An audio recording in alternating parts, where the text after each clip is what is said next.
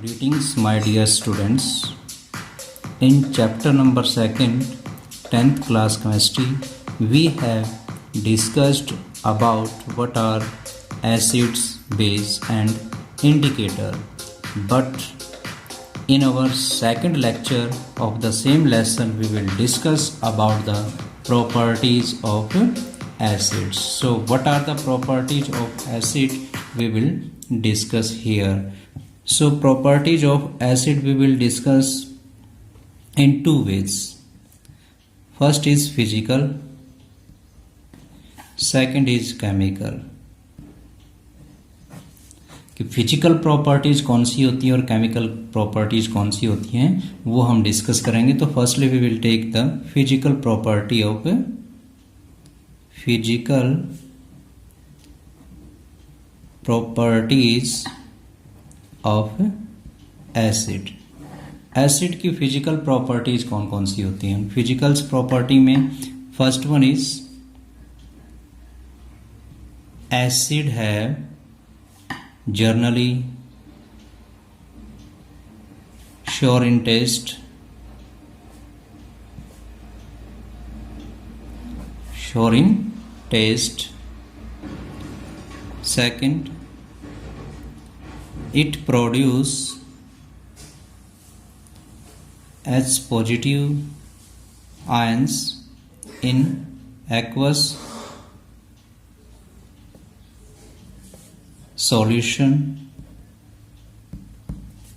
Second property क्या है? It produce H ions in aqueous solution, यानी हाइड्रोजन आयन एक्वस सॉल्यूशन के अंदर ये प्रोड्यूस करते हैं.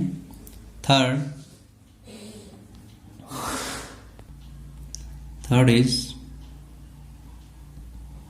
acids turn blue litmus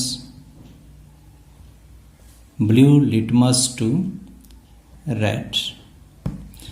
जो एसिड है वो ब्लू लिटमस को रेड में कन्वर्ट कर देता है. तो these are the some physical properties of acid. Acid की पहली प्रॉपर्टी क्या है कि श्योर इन टेस्ट, स्वाद में खट्टे होते हैं. It produce hydrogen ion in aqueous solution. Aqueous solution के अंदर H आयन प्रोड्यूस करते हैं, हाइड्रोजन आयन को प्रोड्यूस करेंगे. एक्वस सॉल्यूशन कौन सा? ऐसा सॉल्यूशन जिसमें वाटर प्रेजेंट है. क्लियर? तो एक्वस सॉल्यूशन के अंदर हाइड्रोजन आयन को प्रोड्यूस करेंगे. And acid turn blue litmus to red. जो एसिड है वो ब्लू लिटमस को रेड में कन्वर्ट कर देता है. तो these are the physical properties. Now comes to the chemical properties. Chemical properties of acids. Acids की केमिकल प्रॉपर्टीज कौन कौन सी हैं? एसिड ऑलरेडी हम डिस्कस कर चुके हैं कि एसिड होता क्या है. सो after physical properties comes to the chemical properties, and in chemical properties first one point we are taking here, action with metal. Action with metal. Action with metal, it means जब acid metal के साथ react करेगा या फिर metal का acid के साथ क्या रिएक्शन होता है उसे हम अंडरस्टूड करेंगे. सो क्या हुआ? Metal plus dilute acid, then metal salt plus hydrogen. So first property क्या कहती है केमिकल प्रॉपर्टी? कि जो मेटल हैं वो एसिड के साथ रिएक्ट करेंगे और एसिड के साथ रिएक्ट करके सेम मेटल का, जैसी भी मेटल होगी उसी मेटल का सॉल्ट बनेगा और हाइड्रोजन गैस रिलीज होगी. फॉर एग्जांपल्स, अगर हम यहाँ पे मेटल लेते हैं zinc plus dilute acid. Dilute acid यहाँ पे फॉर एग्जांपल H2SO4 हम ले लेते हैं. H2SO4 ये एसिड है, सल्फ्यूरिक एसिड है, और ये क्या है? डाइल्यूटेड फॉर्म में है. डाइल्यूटेड फॉर्म में है. Then zinc sulphate plus H2 gas. तो ये एक्वस सॉल्यूशन है, ये डाइल्यूटेड फॉर्म में है, zinc is in solid form. तो ये रिएक्शन कंप्लीट होती है, इट मीन्स मेटल है ये जिंक, तो मेटल डाइल्यूट एसिड, ये डाइल्यूट फॉर्म में है, एसिड है, तो मेटल एसिड के साथ रिएक्ट करेगी तो मेटल सॉल्ट, इट मीन जैसे मेटल थी वैसा ही सॉल्ट बनेगा। तो मेटल जिंक थी तो जिंक का ही सॉल्ट बनेगा, तो जिंक सल्फेट की फॉर्मेशन हो जाएगी एंड हाइड्रोजन गैस, और हाइड्रोजन गैस रिलीज होगी। तो फर्स्ट पॉइंट हमारा ये आता है कि जब भी चाहे कोई भी मेटल हो, अगर वो मेटल एसिड के साथ रिएक्ट करती है तो almost every time H2 gas को ही रिलीज करेगी और सॉल्ट की फॉर्मेशन होगी। ये क्या है? सॉल्ट, मेटल का सॉल्ट, जिंक सल्फेट ये मेटल का सॉल्ट हो गया और ये हाइड्रोजन गैस। तो हमारी फर्स्ट प्रॉपर्टी है वो कंप्लीट होती है।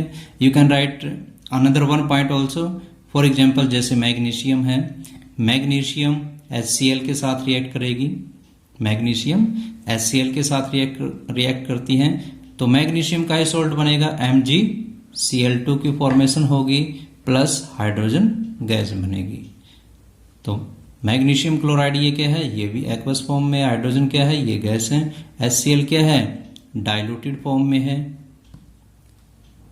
मैग्नीशियम सॉलिड है। Clear?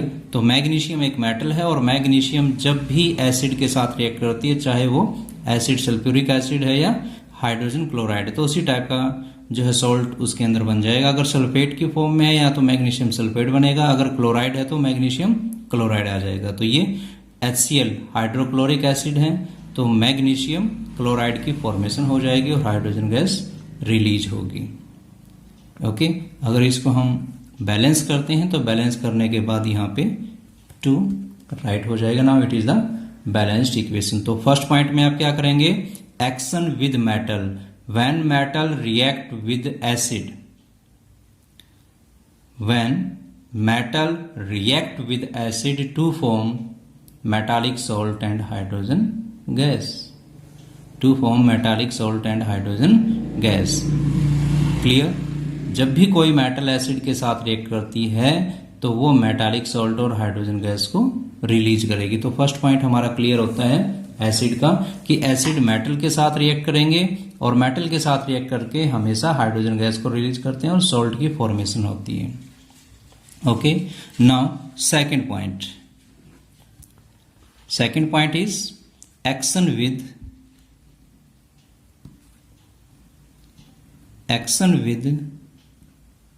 metal oxide। Metal oxide के साथ रिएक्ट करके क्या बनाएंगे? मेटल ऑक्साइड के साथ रिएक्ट करके, जो मेटल के ऑक्साइड होते हैं, मेटल ऑक्साइड की जो नेचर होती है वो बेसिक इन नेचर होते हैं। यानी जो मेटल के ऑक्साइड होंगे वो बेसिक इन नेचर, यानी वो एक टाइप के बेस होते हैं। मेटल के ऑक्साइड एक टाइप के बेस होते हैं और इन मेटल के ऑक्साइड की रिएक्शन किसके साथ करनी है? किसकी प्रॉपर्टी हम स्टडी कर रहे हैं? वो एसिड की। किसकी स्टडी कर रहे हैं? एसिड की। It means acid metal oxide के साथ रिएक्ट करेगा, यानी एसिड बेस के साथ रिएक्ट करेगा, क्योंकि मेटल का ऑक्साइड क्या होता है? Basic in nature. और हम जो है लोअर क्लासेस से स्टडी करते हुए आ रहे हैं कि जब भी एसिड और बेस दोनों की रिएक्शन होती है आपस में तो वो रिएक्शन न्यूट्रलाइजेशन रिएक्शन कहलाती है। उसमें वाटर और सॉल्ट की फॉर्मेशन होगी। So metal oxide plus acid, जब भी मेटल ऑक्साइड एसिड के साथ रिएक्ट करते हैं तो उससे सॉल्ट बनेगा प्लस वाटर की फॉर्मेशन हो जाएगी। Salt plus water. For examples metal oxide, हम कैल्शियम ऑक्साइड ले लेते हैं। कैल्शियम ऑक्साइड ये किसका? कैल्शियम ऑक्साइड ये मेटल का ऑक्साइड है। Ca मेटल हो गई और ये ऑक्साइड हो गया मेटल का, तो मेटल ऑक्साइड यानी कैल्शियम ऑक्साइड एक मेटल का ऑक्साइड है। जब भी मेटल के अंदर ऑक्सीजन ऐड हो जाएगी तो वो बेसिक इन नेचर होता है। तो मेटल ऑक्साइड है, कैल्शियम ऑक्साइड है, तो ये बेस हो गया। और एसिड यहाँ पे हम HCl ले लेते हैं, HCl हाइड्रोक्लोरिक एसिड। तो यहाँ पे क्या बन जाएगा, calcium chloride CaCl2 plus hydrogen और ऑक्सीजन वाटर की फॉर्मेशन करेंगे, H2O की फॉर्मेशन हो जाएगी। तो H2O यहाँ पे लिक्विड फॉर्म में होगा, जो कैल्शियम क्लोराइड है वो एक्वस फॉर्म में होगा, एंड HCl यहाँ पे एक्वस फॉर्म में था या डाइल्यूटेड फॉर्म में था, एंड कैल्शियम ऑक्साइड यहाँ पे सॉलिड फॉर्म में है। तो ये मेटल का ऑक्साइड है, और जब भी मेटल के ऑक्साइड एसिड के साथ रिएक्ट करते हैं तो मेटल के ऑक्साइड बेसिक इन नेचर होते हैं। एसिड और बेस और एसिड, बेस एंड एसिड दोनों आपस में रिएक्ट करके सॉल्ट की फॉर्मेशन करते हैं और वाटर की फॉर्मेशन करेंगे। आप लोअर क्लासेस से स्टडी करते हुए आ रहे हैं कि what is neutralization reaction, that reaction in which base and acid react with each other to form salt and water. जिसमें सॉल्ट और वाटर की फॉर्मेशन होती है उसे हम क्या बोलते हैं, न्यूट्रलाइजेशन रिएक्शन। तो ये जब भी मेटल के ऑक्साइड एसिड के साथ रिएक्ट करेंगे तो न्यूट्रलाइजेशन रिएक्शन होगी, सॉल्ट और वाटर की फॉर्मेशन होगी। Okay, now third property is action with metal carbonate and metal hydrogen carbonate, metal hydrogen carbonate। So metal carbonate और metal hydrogen carbonate, metal carbonate और मेटल हाइड्रोजन कार्बोनेट जो है acid के साथ react करके क्या बनाते हैं। वैसे मेटल के अंदर ऑक्सीजन जब ऐड हो जाती है तो ऑक्सीजन के ऐड होते ही उसकी नेचर बेसिक इन नेचर हो जाती है। क्लियर? तो कार्बोनेट के अंदर ऑक्सीजन होती है, हाइड्रोजन कार्बोनेट में भी ऑक्सीजन होती है। तो इट मीन्स मेटल कार्बोनेट और जो मेटल हाइड्रोजन कार्बोनेट है यहाँ पे वो बेस की तरह काम करेंगे एसिड में, और उसमें किसकी फॉर्मेशन होगी, वही सेम न्यूट्रलाइजेशन रिएक्शन होगी। तो लेकिन यहाँ पे सॉल्ट और वाटर तो बने ही बनेगा, साथ में कार्बोनेट होने की वजह से कार्बोनेट के अंदर से CO2 गैस भी रिमूव होगी। सो इन दिस वन क्या होगा, मेटल कार्बोनेट हम लेते हैं, metal carbonate for example CaCO3, ये मेटल कार्बोनेट हो गया। मेटल कार्बोनेट की HCl के साथ रिएक्शन करवाते हैं, एसिड हो गया। मेटल कार्बोनेट की एसिड के साथ रिएक्शन होगी, और एसिड के साथ रिएक्शन होने से क्या बन जाएगा, सॉल्ट की CaCl2 बन जाएगा। ये मेटल है तो एसिड के साथ रिएक्ट करके CaCl2 बना देगा, कैल्शियम क्लोराइड बन जाएगा। उसके बाद ये हाइड्रोजन से वाटर की फॉर्मेशन होगी। कार्बोनेट है यहाँ पे तो कार्बोनेट में से CO2 भी गैस रिलीज होगी, CO2। जहां पर भी अगर कार्बोनेट CO3 कहीं पर भी प्रेजेंट है, जब भी एसिड के साथ रिएक्शन होती है तो डेफिनेटली आप अंडरस्टूड करेंगे कि उसमें CO2 गैस रिलीज होगी ही होगी। अगर कहीं पर CO2 है, CO3 है तो इट मीन CO2 उसमें रिलीज होगी यदि एसिड के साथ रिएक्शन हो रही है। तो यहाँ पे सॉल्ट, तो ये भी एक प्रकार की जो इसमें सॉल्ट बन गया, वाटर बन गया और CO2 गैस रिलीज हुई। तो ये क्या था, मेटल कार्बोनेट ही, मेटल कार्बोनेट के साथ एसिड की रिएक्शन से सॉल्ट, वाटर और CO2 गैस प्रोड्यूस होंगी। सो same like this one in metal hydrogen carbonate, metal hydrogen for example हम ले लेते हैं NaHCO3, ये हो गया metal hydrogen CO3 carbonate, metal hydrogen carbonate, ये मेटल हाइड्रोजन कार्बोनेट का एग्जांपल है। और ये मेटल हाइड्रोजन कार्बोनेट एसिड के साथ रिएक्ट करेगा। एसिड में हम जैसे H2SO4 ले लेते हैं, H2SO4 ये एसिड हो गया। तो ये एसिड मेटल हाइड्रोजन कार्बोनेट के साथ रिएक्ट करेगा तो वहीं पे सेम सॉल्ट, वाटर और CO2 गैस रिलीज होगी। सॉल्ट क्या बनेगा, यहाँ पे सोडियम Na2 सोडियम सल्फेट की फॉर्मेशन हो जाएगी। ये मेटल SO4 के साथ जो है रिएक्शन करेगा तो क्या होगा Na2SO4, क्योंकि सोडियम सल्फेट का फॉर्मूला क्या होता है Na2SO4 होता है। देन वाटर की formation and same like this one CO2 gas release होगी। वाटर है वो एक्वस फॉर्म में होगा एंड Na2SO4 ये भी एक्वस फॉर्म में होगा। CO2 गैस हो गई यहाँ पे। कैल्शियम क्लोराइड ये सॉल्ट हो गया तो ये भी एक्वस के फॉर्म में होगा। HCl है ये डाइल्यूटेड फॉर्म में है, इट मीन्स ये भी एक्वस की फॉर्म में है, ये भी एक्वस की फॉर्म में है। और कैल्शियम कार्बोनेट है ये सॉलिड है, और यहाँ सोडियम हाइड्रोजन कार्बोनेट है ये भी सॉलिड फॉर्म में है। जो कैल्शियम कार्बोनेट है जिसे हम चूने का पत्थर बोलते हैं, संगमरमर का पत्थर, लाइमस्टोन, तो ये कैल्शियम कार्बोनेट है। एंड सोडियम हाइड्रोजन कार्बोनेट जिसे हम बेकिंग पाउडर बोलते हैं, क्या बोलते हैं, बेकिंग पाउडर या मीठा सोडा, जो कुकिंग के अंदर इस्तेमाल में लाया जाता है। बेकरी वगैरह, बेकरी प्रोडक्ट के अंदर इसको यूज करते हैं बेकरी प्रोडक्ट की फॉर्मेशन के लिए। तो sodium hydrogen carbonate, sodium hydrogen carbonate जिसे हम बेकिंग पाउडर बोलते हैं, मीठा सोडा बोलते हैं। सो यहाँ पे चाहे कार्बोनेट हो चाहे हाइड्रोजन कार्बोनेट हो, उन दोनों के साथ जब एसिड रिएक्ट करेगा तो सॉल्ट की फॉर्मेशन होगी और वाटर फॉर्म होगा और CO2 गैस रिलीज होगी। And check this one, it is balanced और नॉट। ये बैलेंस नहीं है तो इसको बैलेंस करने के लिए यहाँ पे 2 मेंशन कर देंगे। अब सोडियम यहाँ पे 2 है तो यहाँ पर भी 2 हो गए।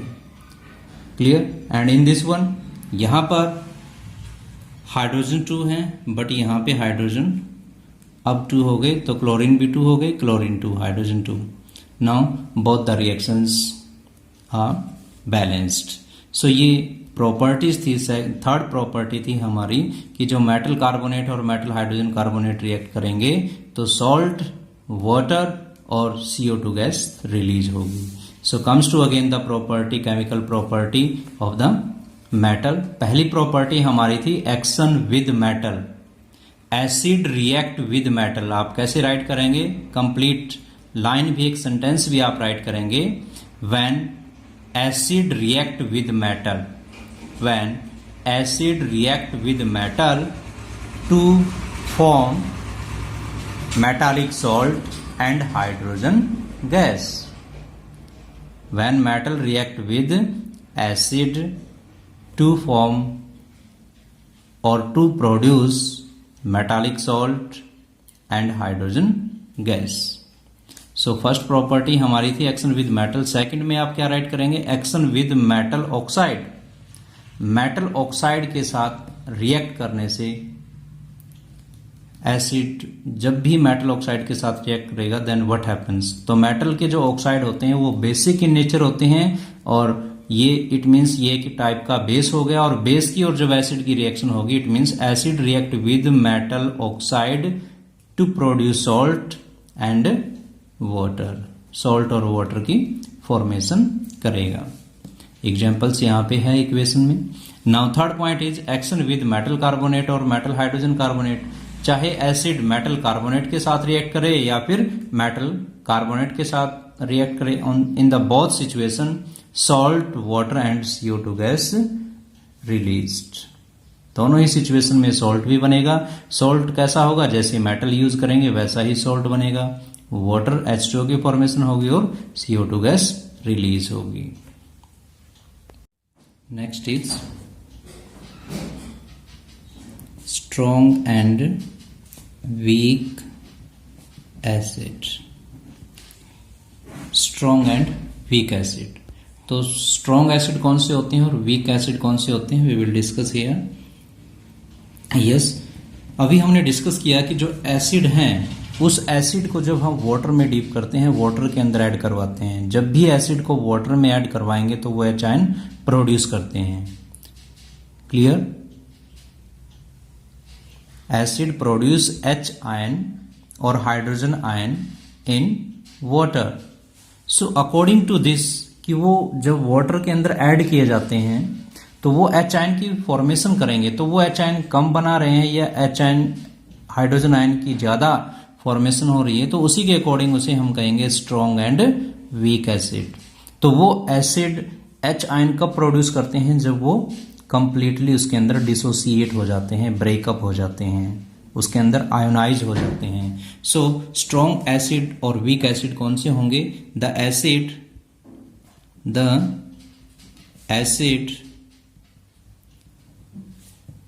which completely dissociate into its ion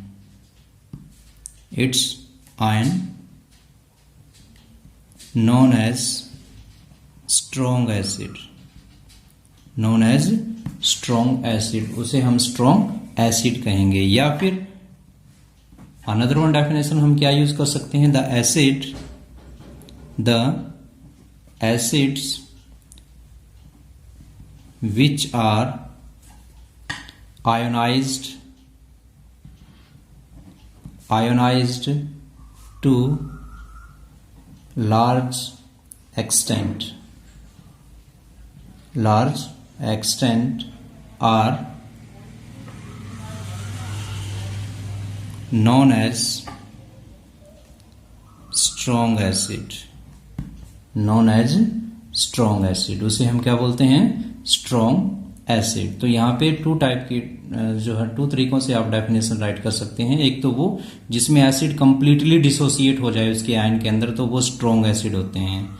या फिर acid which are ionized to large extent, जो ज्यादा अमाउंट के अंदर अपने आयंस में जो है चेंज हो जाता है, आयोनाइज्ड हो जाता है, are known as strong acid. दोनों का मीनिंग सेम है।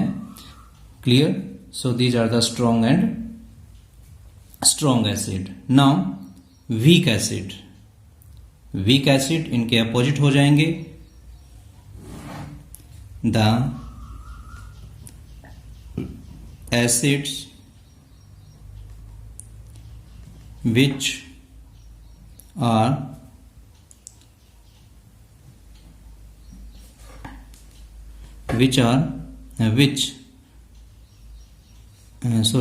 are not ionized to large extent। तो लार्ज एक्सटेंट की जगह पे क्या आएगा? To which are, okay, large extent के अकॉर्डिंग इसको ऐसे ही राइट कर सकते हैं। The acid which are not ionized to large extent. Clear? या फिर the acid which are ionized to small extent। Clear? So क्या हुआ? The acid which are ionized to small extent, जो स्मॉल एक्सटेंट यानी कम अमाउंट में ionised होता है, कंप्लीटली आयोनाइज नहीं होता। So same like this one, एक वन डेफिनेशन ये होगी। सेकंड हम राइट कर सकते हैं according to dissociation. The acid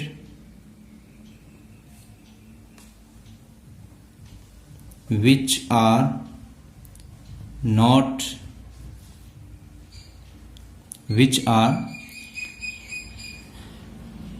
not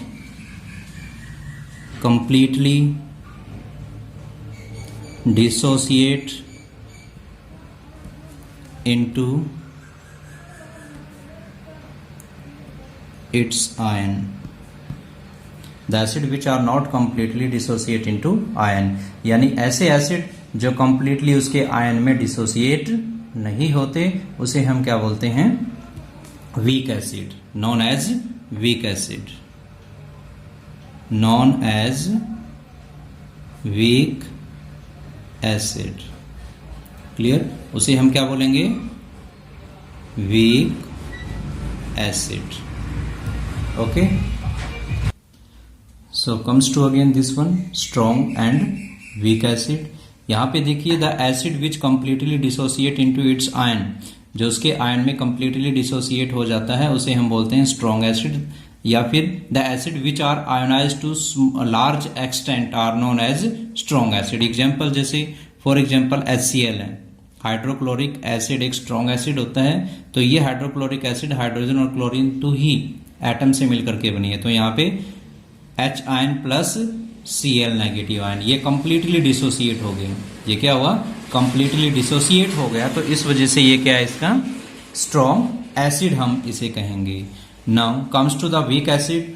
week acid भी सेम लाइक दिस वन, इसी के जस्ट अपोजिट है. The acid which are not ionize to large extent, यानी जो लार्ज एक्सटेंट में आयोनाइज नहीं होता.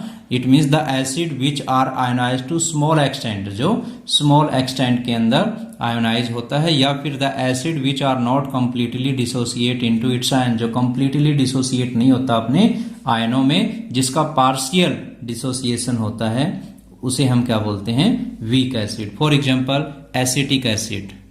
एग्जाम्पल क्या है, एसिटिक एसिड. तो एसिटिक एसिड में क्या एग्जाम्पल, CH3COOH. यहां पे देखिए ये एसिटिक एसिड है. एसिटिक एसिड को जो वाटर में डालते हैं, वाटर में इसको ऐड किया जाता है. तो सेम लाइक दिस वन, जैसे ये था HCl था, तो यहां पर भी इसको वाटर के अंदर ऐड करवाएंगे. तो वाटर के अंदर डालते ही ये H आयन और क्लोराइड के आयन की फॉर्मेशन करेगा. तो सेम लाइक दिस वन, ये एसिड है, इसको वाटर में हमने डाला, तो यहां पे CH3COO negative plus H positive ion. क्या हुआ, एसिटिक एसिड को जब वाटर में डालते हैं तो हमें पता है कि हर एक एसिड वाटर में जब ऐड किया जाएगा तो वो H आयन बनाएगा. लेकिन यहाँ पे CH3COO negative plus H positive, तो यहाँ पे ये कंप्लीटली डिसोसिएट नहीं हुआ. क्या हुआ, CH3COO नेगेटिव, ये कंप्लीटली यहाँ पे इसका डिसोसिएशन नहीं हुआ है. तो इसे हम क्या कहेंगे, वीक एसिड. जो कंप्लीटली डिसोसिएट नहीं होता है उसे हम वीक एसिड कहते हैं. Okay, now comes to the example of weak and strong. Strong acid and weak acid. Weak acid और स्ट्रॉन्ग एसिड के एग्जाम्पल्स को हम लेते हैं अभी. ये स्ट्रॉन्ग एसिड कौन कौन से हुए, हाइड्रोक्लोरिक एसिड, हाइड्रोक्लोरिक एसिड ये स्ट्रॉन्ग एसिड है. Now sulphuric acid, sulphuric acid, ये सल्फ्यूरिक एसिड भी स्ट्रॉन्ग एसिड है. Nitric acid, nitric acid. Now phosphoric acid,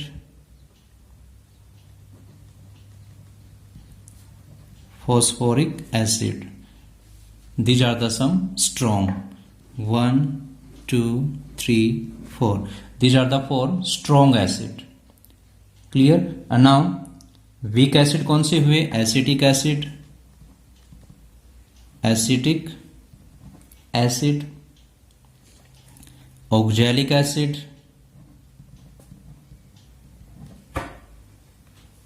carbonic acid. These are the some weak acid. ये weak acid के example हैं. Okay. These are the weak acid. 1, 2, 3. And these are the strong acid. So you remember these one. Example पूछा जा सकता है कि किसी write any 2 strong acid name, write any 2 weak acid name. So you will learn these one and you will write in your fair notebook also. Now comes to the next topic, basicity of acid. Basicity of acid. Basicity of acid क्या होती है, the number of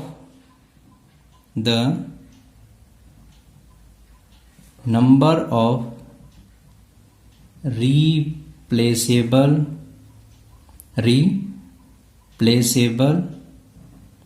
number of replaceable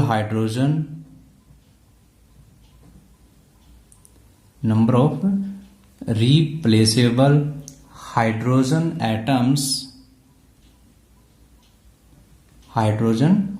atoms present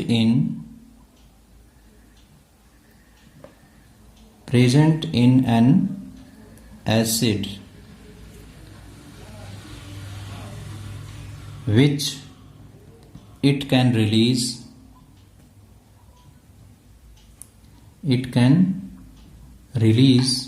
when dissolved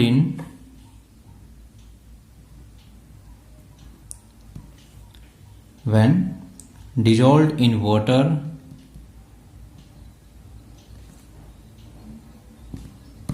yes। तो ये है basicity of acid. Basicity of acid क्या होगी? Number of replaceable hydrogen, कि कितने हाइड्रोजन एटम रिप्लेस होंगे किसी भी एसिड के अंदर से। किसी एसिड के अंदर से कितने number of hydrogen atom replace होते हैं, वो उसकी बेसिसिटी ऑफ एसिड कहलाती है। तो वो नंबर ऑफ एटम्स के अकॉर्डिंग, कि कितने नंबर ऑफ एटम्स वहां से रिप्लेस होंगे, उसी के अकॉर्डिंग आगे फिर वो मोनोबेसिक, डायबेसिक और ट्राइबेसिक इन नेचर होता है। हम एक एग्जांपल लेते हैं। फॉर एग्जांपल HCl है, जैसे HCl प्लस NaOH, एसिड और बेस है। एसिड और बेस दोनों एक्वस सॉल्यूशन है, तो क्या बनेगा? न्यूट्रलाइजेशन रिएक्शन हो जाएगी जिसमें NaCl प्लस H2O की फॉर्मेशन होगी। क्लियर? सो यहां पे HCl एसिड है ये। इस एसिड के अंदर से कितने नंबर ऑफ हाइड्रोजन रिप्लेस हुए हैं? केवल एक ही हाइड्रोजन यहां से रिमूव होगा Cl Na के साथ। तो यहां पे एक हाइड्रोजन रिप्लेस हुआ है, तो यहां पे एक H आयन को ये प्रोड्यूस कर रहा है, तो ये मोनोबेसिक इन नेचर हो गया। क्या हुआ? Monobasic in nature, monobasic. Clear? For example जैसे अभी हमने एसिटिक एसिड का किया, यहां पे ये एसिटिक एसिड है, इसमें से केवल एक ही हाइड्रोजन रिप्लेस हुआ है, एक ही हाइड्रोजन रिप्लेस हुआ है, तो ये भी मोनोबेसिक इन नेचर हो गया। नाउ डायबेसिक का फॉर एग्जाम्पल जैसे H2SO4, डायबेसिक में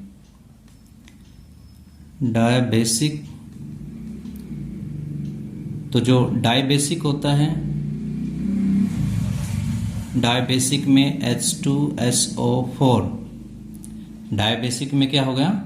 H2SO4, यहां पे 2 हाइड्रोजन है, ये 2 हाइड्रोजन को यहां पे रिप्लेस करेगा, तो ये डायबेसिक इन नेचर हो गया। जैसे ट्राइबेसिक फॉस्फोरिक एसिड है H3PO4, यहां पे 3 हाइड्रोजन रिप्लेस हो जाएंगे, तो ये ट्राइबेसिक इन नेचर हुआ। क्या हुआ? Tribasic in nature. ये डायबेसिक, ये मोनोबेसिक। तो ये हो गया बेसिसिटी ऑफ एसिड। तो बेसिसिटी ऑफ एसिड क्या है? Number of replaceable hydrogen atom, कि कितने हाइड्रोजन एटम रिप्लेस होंगे इन एन एसिड, किसी भी एसिड के अंदर से जब उसको वाटर में डिजोल्व किया जाता है। क्लियर? सो जो HCl है वो मोनोबेसिक, एक ही हाइड्रोजन रिप्लेस होगा। H2SO4 डायबेसिक, 2 हाइड्रोजन रिप्लेस होंगे। और H3PO4 फॉस्फोरिक एसिड है, ये ट्राइबेसिक इन नेचर होगा। So you will revise this chapter up to here. You will note down the main points in your fair notebook, and you will revise this chapter up to here, and you will read the NCERT book also up to this last topic.